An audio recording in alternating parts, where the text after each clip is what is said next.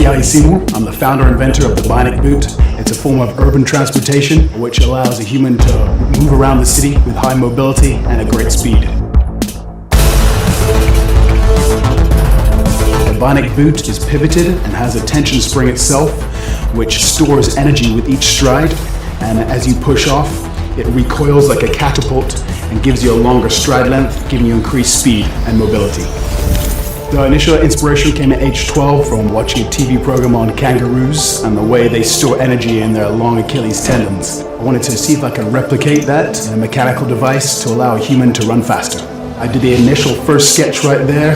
I made the first prototype at age 18 to see if the mechanics and the principles actually worked. I was actually able to run for the first time with bungee cords and old rollerblade boots. That gave me the inspiration to make different prototypes. I've been working on it for many years after that, developing and evolving different designs, not only mechanically sound, but also aesthetically pleasing to what we see here today. The current prototype is working well. I'm running up to 25 miles an hour. I want to try and progress it to ostrich speed between 40 and 45 miles an hour by utilizing electric servos and probably have a power pack supply. So with each stride, I get a little bit of a boost and also increase my speed. I work 6 days a week in busy nightclubs and restaurants to pay for all this. I've done all the work myself with 2 hands and very limited capabilities in terms of tooling. I do all the construction, the drill and angle grinder and a hacksaw. Being a maker to me means you have an idea and then you take it to the next stage, drawing, designing to a prototype, and then making something that works to actually help people or the world at large. I'm trying to bring the BIONIC boot to the masses so everyone can have the feeling of getting bionic.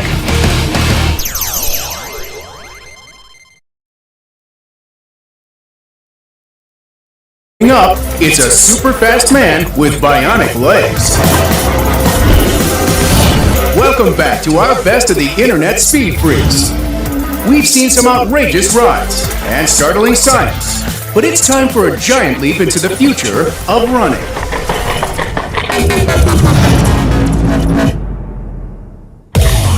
This is San Franciscan inventor Kiahi Seymour and his red bionic boots, running at speeds no human has run before.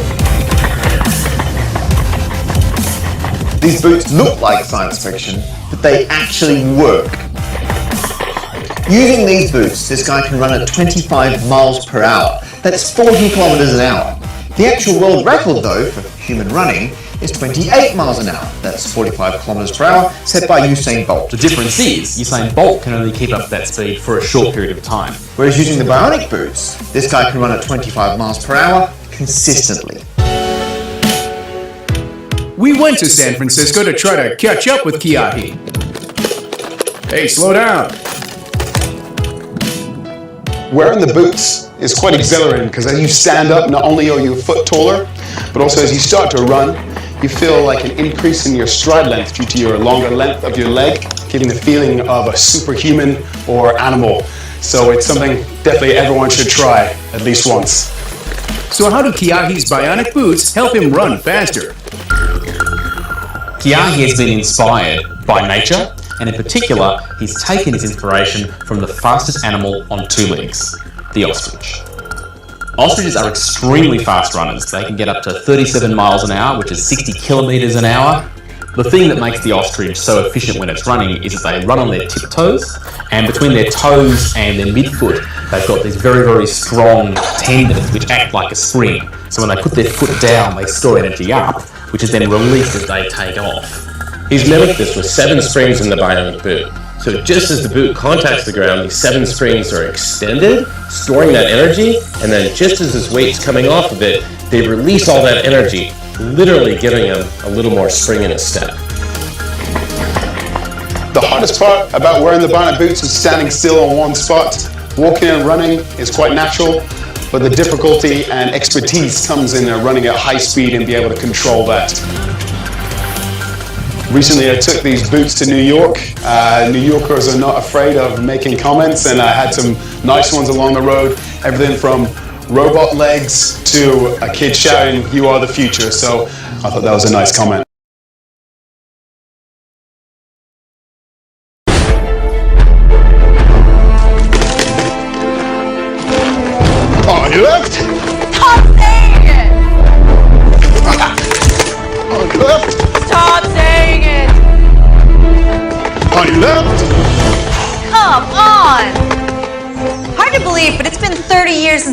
episode of The $6 Million Man aired. Now, with all that modern technology has to offer, how close are we to that $6 million promise? On your left. I guess I'm about to find out. This strangely shod demibot is Kiahi Seymour, creator of the aptly named BIONIC boots. Better chase him down. Sorry I'm late. I have just like normal feet. So boring. These are sick. Ever since I've been a child, I just want to make a human run faster, so I look towards fast land animals. Initially, I got that first inspiration from how kangaroos were storing energy in their Achilles tendons. Then I looked towards a fast bipedal animal, the ostrich, so they run up to 45 miles an hour. So then I researched a horse, cheetah, and see how I could make a mechanical device you'd strap to a human leg to make them run faster. Usain Bolt tops out at about 27.4 miles an hour. At a fleeting moment in the 100-meter sprint, I want to try and keep that sprinting speed for a prolonged period. Kiahi has been evolving his BIONIC boots for years, with the key elements being tough rubber springs to mimic animal Achilles tendons, with a spring-loaded toe, and mountain bike tire for grip. I'm always trying to hone the weight of the boots down, and this is the current prototype we have here, all fiberglass exoskeleton shell with aircraft-grade aluminium. My idea for the future is actually trying to add some sort of actuator to give a little bit of a boost to each of your stride. I'm rocking at about 10 to 12 to 15 feet. I want to increase it to about a stride length of 25 foot. That's the same as an ostrich. I'll be rolling at about 45 miles an hour. That's crazy. And it's closing in on Steve Austin's 60 miles per hour. You're actually planning to take this to market. Absolutely. I got to get everyone to feel the sensation of being bionic. It's pretty spectacular just when you put the boots on. Kiahi assures me that they're easy to use. I feel like I wish I was, 12. Guess I'll just have to take his word for it. All right, so let's talk about the criteria. They're not available quite yet, but they're getting really close. I mean, these prototypes are almost ready for market. The price point on them is going to be around what a bicycle would cost. And finally, how close are we to the $6 million man? Well, we're not at 60 miles an hour yet, but we're getting really close.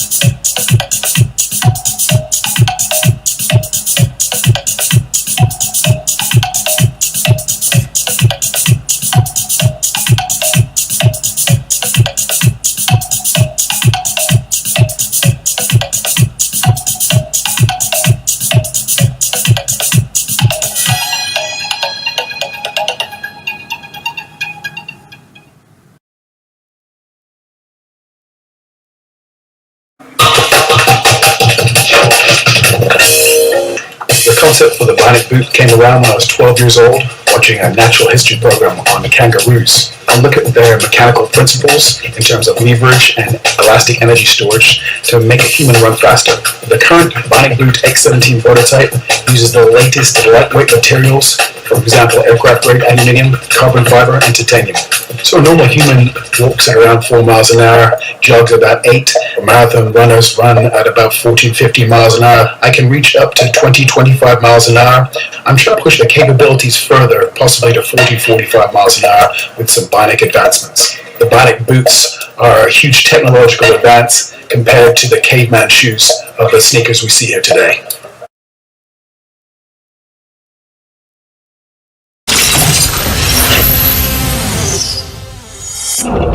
Brooklyn, New York.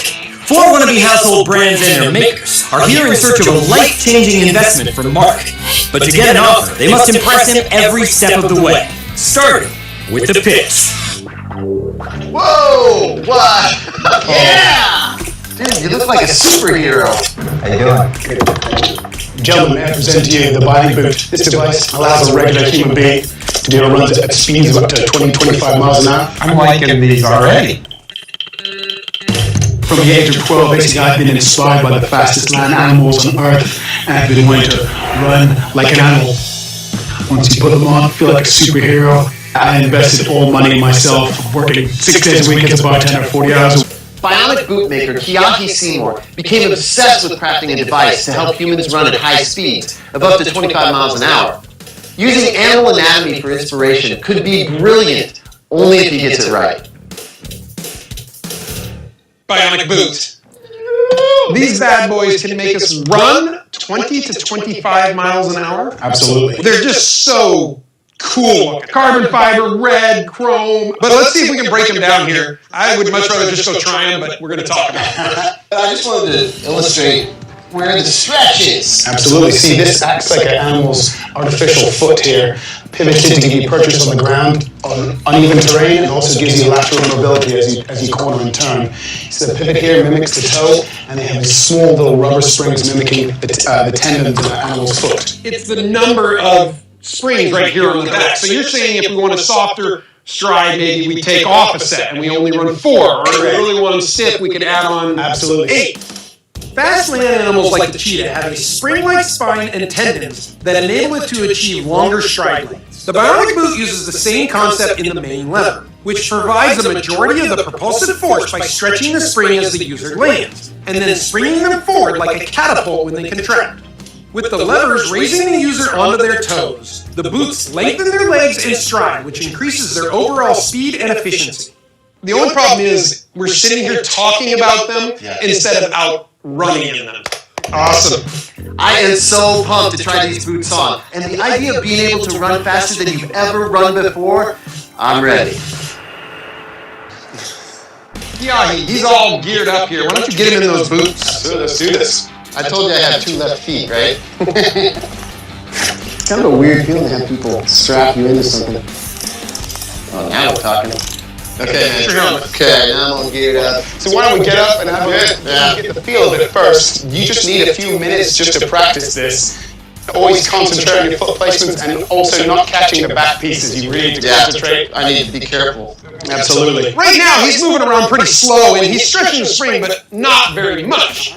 As he starts running, does he start increasing that potential energy? Absolutely. So the more speed involved, the more mass is imparted to the spring itself. The more force you impart on the lever and the boot itself, the longer the springs get, and hence more power is derived into the boot. He's making you nervous. Yeah, he's doing a great job though. So what are we doing? Are you getting in your gear? I will get in my gear right now. Okay. There you go. Yeah, a natural. You want me to shout at you? All right, try to keep up. Right as I say, try to keep up. Try to come. Remember, concentrate. Let's go for a little run. Let's start slow. We're just gonna be jumping. Okay, no, always concentrate on your feet. It's really tricky. That's when you catch them. So on the way back, yeah, just bounce along. There you go. We won't.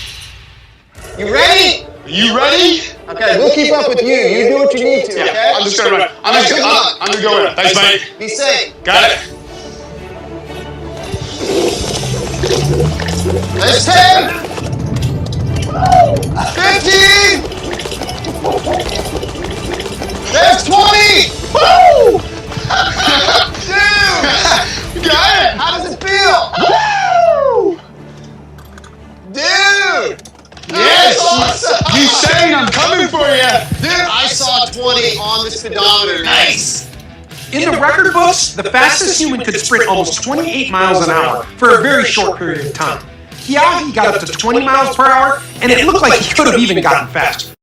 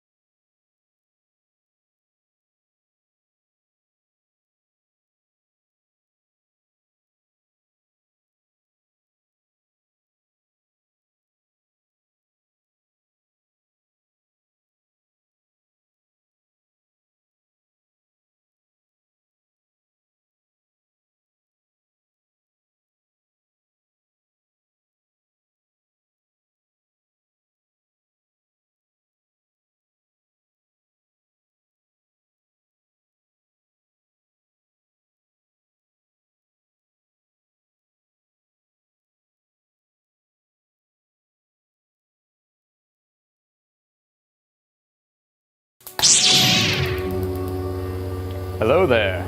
We've just made the world's first retractable plasma-based lightsaber.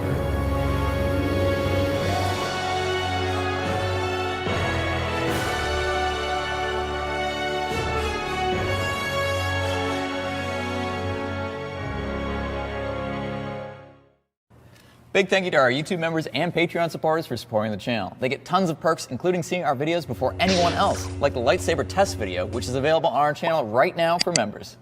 A real, retractable, plasma-based lightsaber. The pinnacle of sci-fi tech. And probably one of the most sought-after fictional technologies ever. As you know, we've been developing different lightsabers, or, like they're called in Star Wars lore, proto-sabers, for the past 4 years now. From some initial power supply tests that got the fire department called on us, to version 1 using nitinol wire, to version 2 using a tungsten titanium blade hybrid, version 2.1 so we could have a real-life lightsaber duel, which, by the way, was extremely unsafe, to finally our Kylo Ren style lightsaber complete with a 3D printed titanium hilt. A proto-saber, of course, is a lightsaber with an external power pack. Since you know, we don't exactly have D-sized batteries capable of putting out more power than a nuclear power plant. Which, by the way, is what you'd need for a lightsaber to function like it does in the movies. Now, in my opinion, what we've made so far are some of the closest representations of lightsabers using real-life technologies. They look like a lightsaber, they sound like a lightsaber, and at temperatures of over 3,000 degrees, they actually cut stuff, like a lightsaber. But as you know, the internet is not easily pleased. Those are just red hot sticks. That's just a red hot piece of metal. That's not even a real lightsaber. Your lightsaber sucks, and you should feel bad too. Luckily, I have thick skin, since I've read over 500,000 comments on my YouTube channel. That's equivalent to like 200 full-length novels, by the way. So despite the trolls' best wishes, we have not given up. Which is good, since you know, you could count on one hand the amount of people in this world actually working on lightsaber tech. Anyway, how the heck do you make a plasma-based lightsaber? Well, best theories say that plasma is held in a beam by a magnetic field, which scientifically checks out. You see, the issue is producing a strong enough electromagnetic field to contain a blade. Well, the lightsaber would quite literally have to be built inside of a box coated in electromagnets, which turns it into kind of a useless science project. Woo, I made a lightsaber. Luckily, we've come up with an alternate solution to control the flow of plasma, which allows us to make a retractable blade, and even change its color. We're going to be using laminar flow. You know, that cool thing where liquids flow smoothly? We actually teased this project months ago on our Instagram, which maybe we shared too soon, since it's resulted in almost all new comments being, "Where is the lightsaber?" I mean, come on guys, it might not be brain surgery, but building a lightsaber is basically rocket science. It's taken us quite a few months to get just right, and we also had to upgrade our equipment in the shop to even be able to manufacture it, like our new Tormach 1100 MX CNC machine, complete with a 4th axis. Bogdan's been pretty excited to try it out.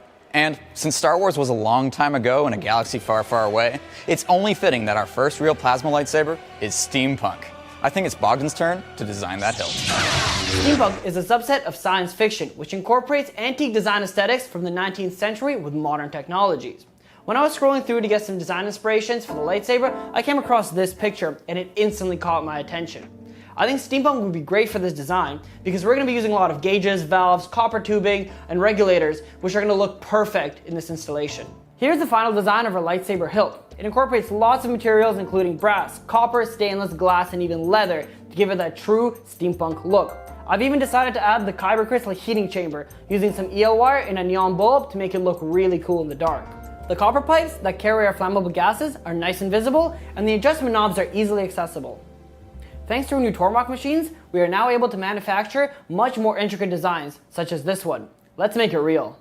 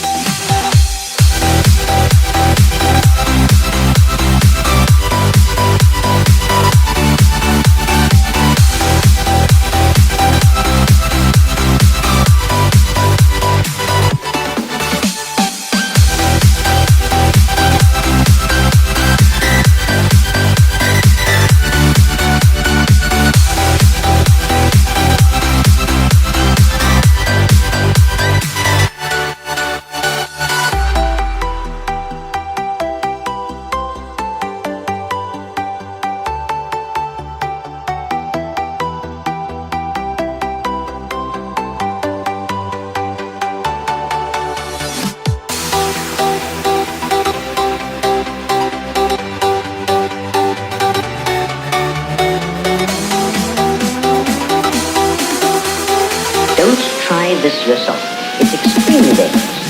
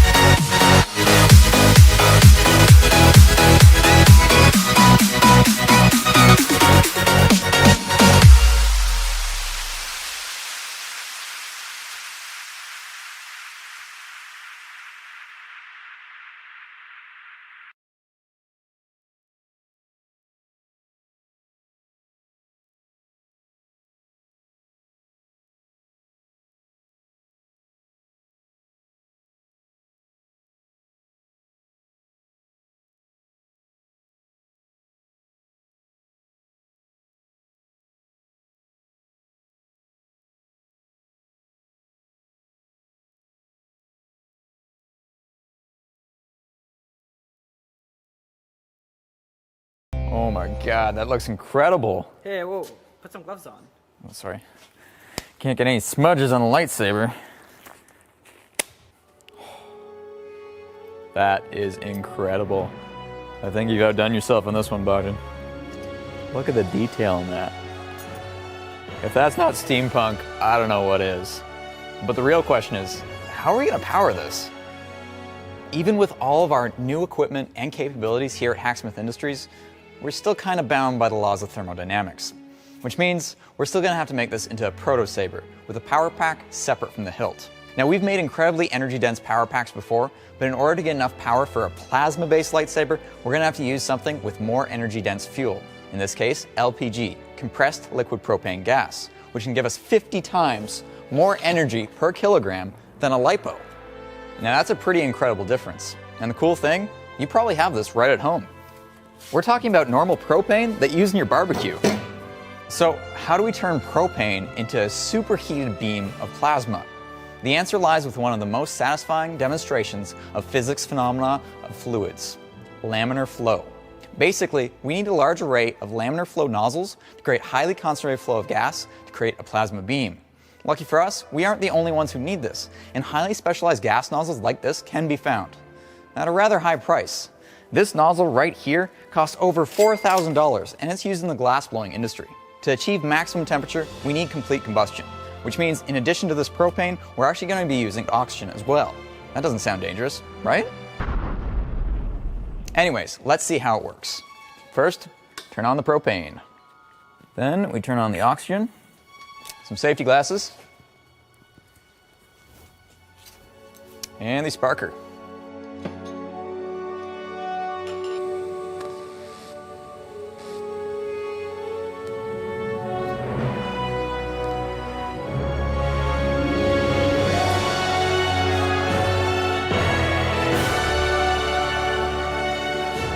So look at that. Is that not a lightsaber? This beam is really cool. It's actually burning at around 4,000 Fahrenheit, which means it's capable of cutting through a lot of stuff. Should we cut through some stuff? Whoa. So this is actually our old lightsaber blade made of titanium. And look at that. It's already white hot. That is so bright. Jesus. The really cool thing about doing a flame like this is we can actually color it using salts. Let's start with some boric acid. What color do you think it's going to turn the blade? Got your guesses? Ooh, look at that. Next up, we have calcium chloride. Woo! Look at that red-orange. That almost hurts to look at. We have some strontium chloride. Woo! That is like a road flare. This actually hurts to look at. Look at that. Finally, we have some sodium chloride, also known as salt. Woo! Ooh, and look at that. We've got Ray's lightsaber right here. Is that not cool? So we're able to produce a blue lightsaber, a green lightsaber, a red lightsaber, an amber lightsaber, and even a yellow lightsaber. How awesome is that? I should probably turn this off though.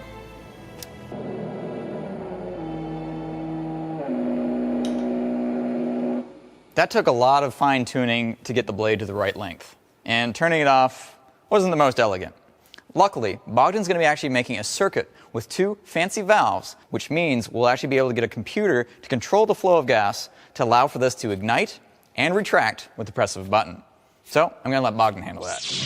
After 12 weeks of anticipation, we finally got our hands on proportional control valves. These will allow us to control exactly how much gas goes into the lightsaber, and therefore make it extend and retract. Now, we just need to figure out how to control it. And to do that, I'll be making a custom printed circuit board. I'm going to be using Altium Designer, as it's the industry standard for PCB design software, and it's super powerful. This is the printed circuit board that Charles designed to use for the Crisis Arm. But since both projects are using pneumatic valves and auxiliary outputs, we'll be able to use it for our lightsaber with some minor modifications.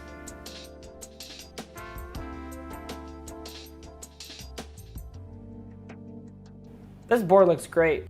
If you want to view this PCB yourself, you can use Altium Viewer.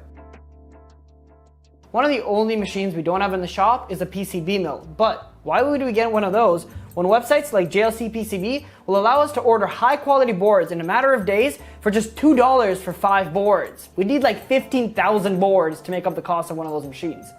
Let's get these ordered. While we wait for that, I'm gonna guess. Well, that was quick. Let's start soldering.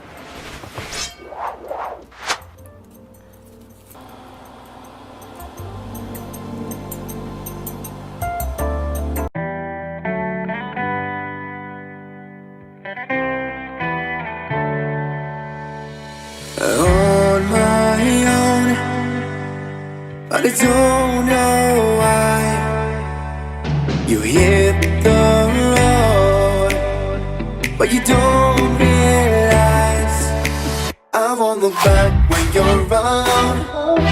I won't think twice when you're gone.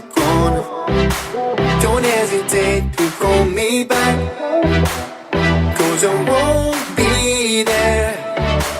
I won't look back when you're around. I won't think twice when you're gone. Don't hesitate to call me back, 'cause I won't be there. I won't look back.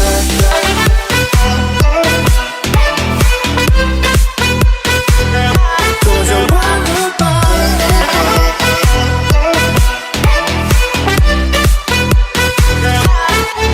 I won't look back.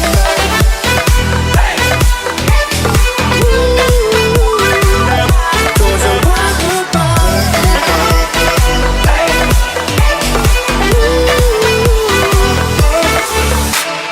On my own, and I don't know why. She told me it's not your fault, but you don't realize that I never wonder what's the truth in your eyes. There's a light that makes me blush. I won't look back when you're around. I won't think twice when you're gone. Don't hesitate to call me back, 'cause I won't be there. I won't look back when you're around. I won't think twice when you're gone.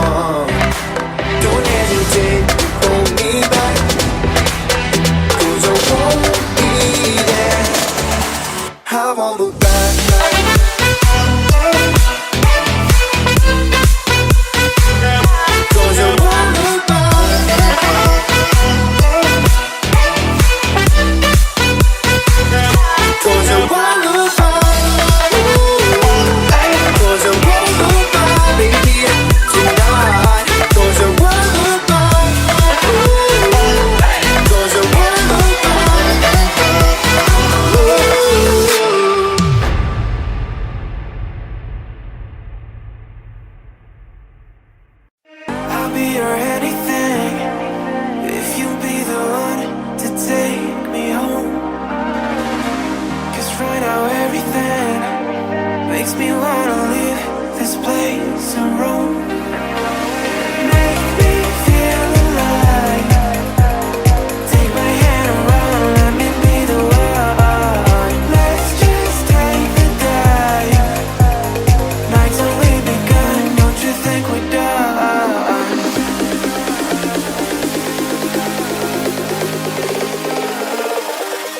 Don't you think we're done?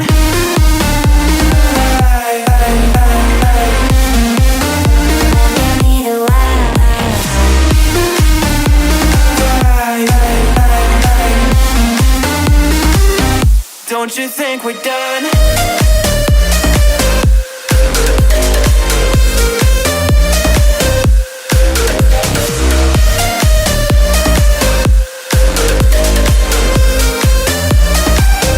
Don't you think we're done? Knew that it was true from the way you looked at me. Don't know what to do, what to say to make you leave with me. Make me feel alive. Take my hand around, let me be the one. Let's just take the dive. Night's only begun, don't you think we're done?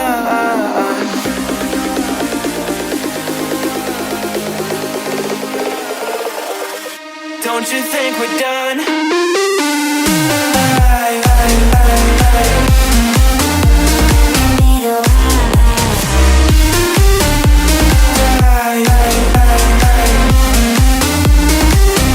Don't you think we're done?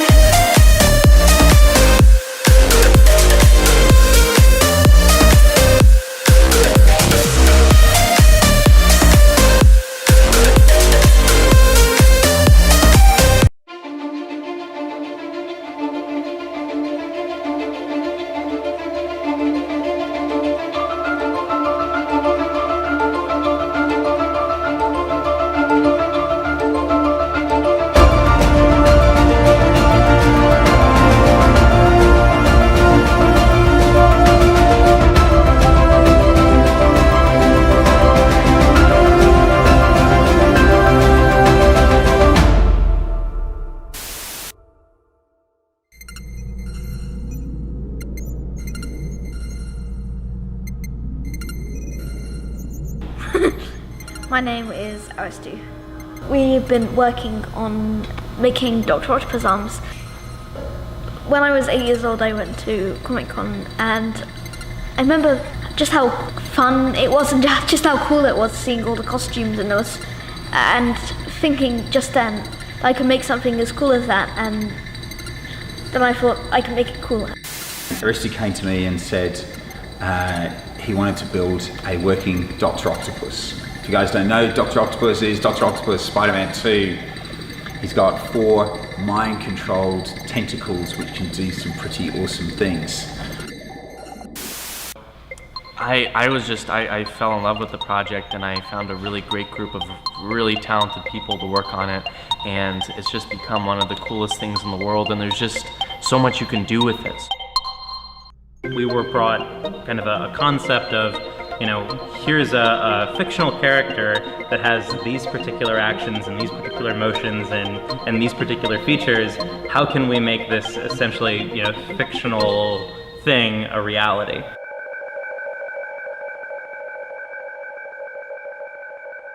And these values are mapped to... This works even better than when you showed me. Yeah.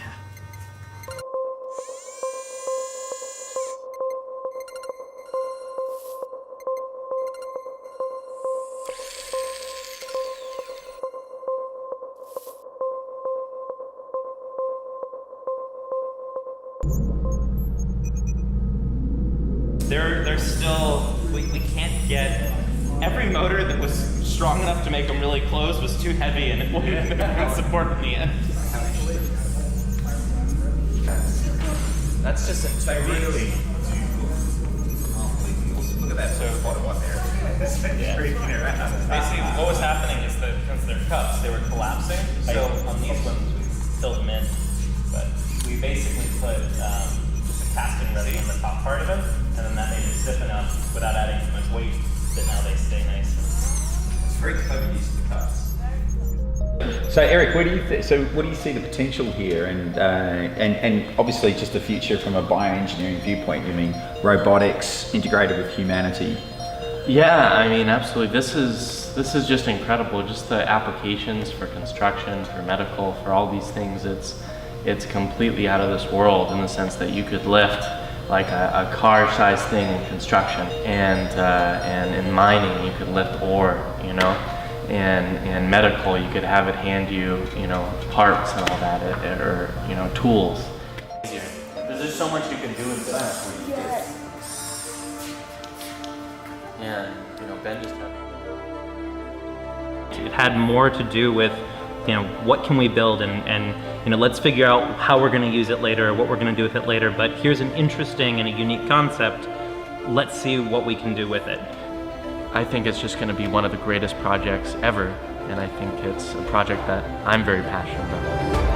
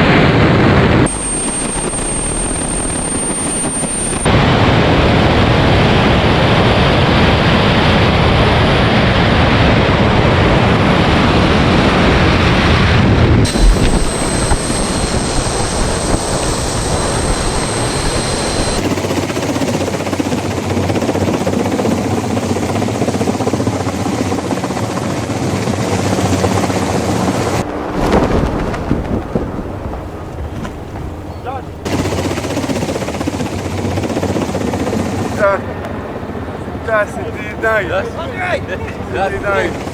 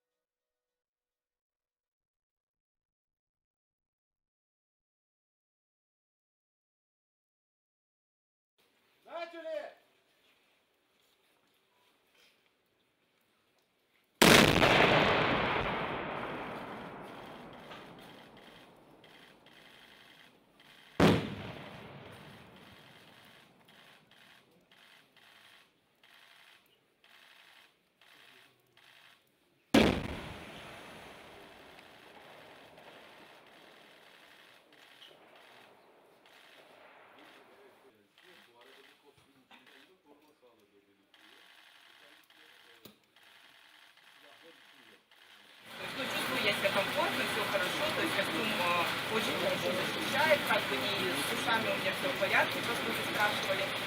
А вот Ситушмаш, корпорация Ростех работают над созданием новых материалов, которые позволят создать боевые защитные комплекты, которые позволят повысить защищенность военнослужащих на поле боя, их маневренность, соответственно, повысить эффективность ведения боевых действий.